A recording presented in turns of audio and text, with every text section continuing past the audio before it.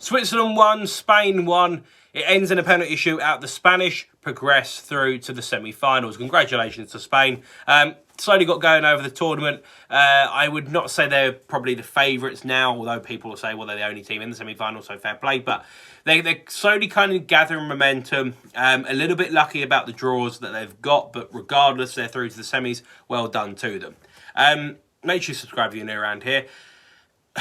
It was an entertaining game because it was close, but I'll be honest with you, there's not a hell of a lot I can talk about in this game. The red card, I can say that now. I forgot the name of the player who got it. I think it's a little bit harsh. I'll be honest, I think it's a little bit harsh, but anyway, it was given. Whatever. The Swiss, regardless of going out, have done incredibly well this tournament. They got through the French, which they never should have got through. They played 120 minutes against the French, which they shouldn't have even got to. They then played 120 minutes against the Spanish and lost on penalties. That is a big achievement for them. Now, of course, they're not looking to go to these tournaments and get knocked out to the Spanish in the quarterfinals and go, oh, yeah, we're really happy. So close, but yet so far. But they can still take positives. When this kind of all calms down and it's over, this is an achievement for Swiss football. And very well done to them. Got to give credit where it is due. Having said that, the penalties are awful. The penalties are shocking. All of them were. Even the one that was scored was reasonable, but not wow.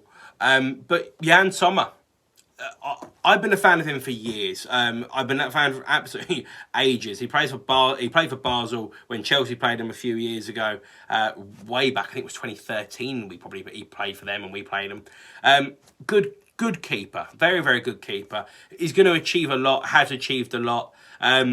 Unfortunately, just plays for a nation that is a kind of, again, a category 2, shall we say, if that's even a thing, in terms of international football anyway. Never going to get the same kind of hype as a Neuer or a ter Stegen or an Oblak or a, to be fair, Oblak plays for a weird nation, but never going to get the big money move. He deserves it. He is a fantastic keeper. He's made a couple of stops in the shootout. In terms of this one and the last one, obviously stops the Mbappe penalty, which was actually a reasonably good penalty, actually, to be fair. But he kept them in the game for so long, which, I mean, let's be honest, 90 minutes of football against the Spanish, you're down to 10 men for a chunk of it, you should be losing. And it was just an onslaught from the Spanish after the red card. Chance after chance after chance being missed. Sorry, that was really irritating. I don't know what that was. Not very professional, but hey, it is what it is. Yeah, they should have been bombarded by the Spanish and they should have conceded, and they didn't, which obviously is a massive testament to Jan Sommer. I don't know how many saves he made in the game. I'd probably say it was close to 7, 8, 9, might even be more. But the penalties were the penalties, and there's not a hell of a lot he can do more than that. They do take off Shaqiri too early.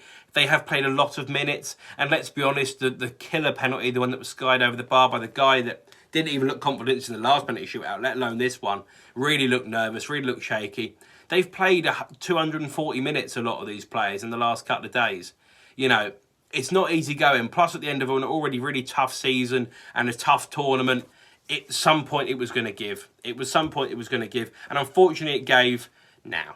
I mean, I think the last thing they probably would have wanted is if they had have gone through. I think that both Italy and Belgium, which regardless of which side goes through, would have ripped the Swiss apart. Because they'd have smelled blood, they'd have got the weakness, and they'd have gone, right, we're going to build momentum going into a final, and they'd have just done it. They'd have been frustrated, but they'd have absolutely ripped them apart, and the Swiss would have had to have gone for it, which just would have made the whole thing worse.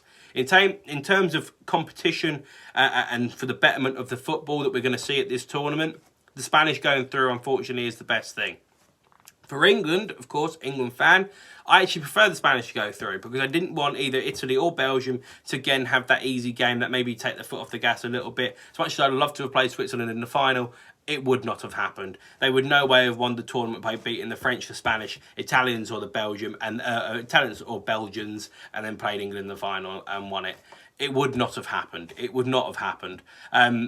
But regardless, they've held an incredible account for themselves. They were on the wrong half of the draw and they've held their own. They've made a quarter final, and let's be honest, they were a couple of kicks away from making a semi. absolutely superb from them. Got to give credit where it's due. The Spanish, I still think they're a little bit poor, and I think that the centre-half pairing really is lacklustre. They gifted the goal away, of course, a comedy of errors. The first one, wicked deflection. It was actually quite a close game. It really, really was. 2 errors, 2 goals. Then obviously it just kind of cancelled each other out afterwards. The Swiss probably deserved to go through. Pure determination, pure grit. No necessarily big names other than Shaqiri, and Janky, to be fair. Obviously no Xhaka as well. Massive, massive loss.